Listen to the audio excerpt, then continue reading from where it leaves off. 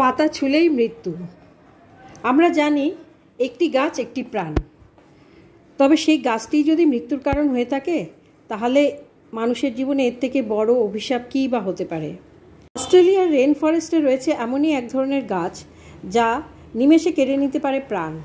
গাছটির সংস্পর্শে এলে শরীরে শুরু হয় ভয়ানক যন্ত্রণা, তা ক্রমাগত বাড়তে থাকে। এক সময় পরে সেই যন্ত্রণা সহ্য করতে না পেরে আত্মহত্যার পথ বেছে নেন সেই ব্যক্তি। বিজ্ঞানীরা গবেষণার মাধ্যমে দেখেছেন সেই নির্দিষ্ট গাছেই লুকিয়ে রয়েছে মৃত্যুর কারণ।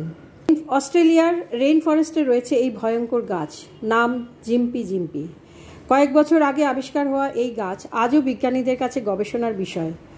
অস্ট্রেলিয়ার মৌসুমী অরণ্য বা রেন ফরেস্টে থাকা গাছকে কেন্দ্র করে নানা সময়ে উঠে আসে বিভিন্ন সব ঘটনা।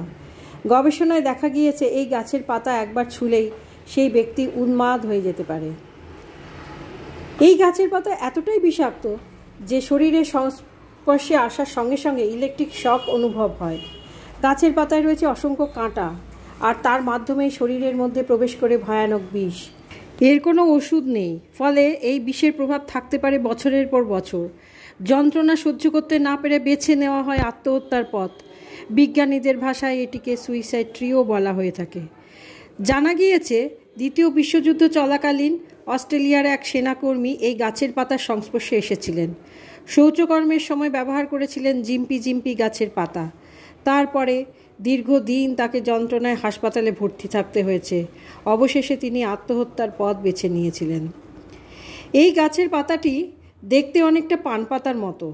দূর থেকে পান পাতা মনে হলেও একটু কাছে গেলেই পাওয়া যাবে অসম্ভব দুর্গন্ধ, যা এই গাছের পাতাটির বৈশিষ্ট্য। পাতার উপর থাকে অজস্র সূক্ষ্ম সূক্ষ্ম কাঁটা। এই গাছগুলোর উচ্চতা প্রায় 3 মিটার পর্যন্ত আর চওড়ায় প্রায় 50 মিটার পর্যন্ত হয়।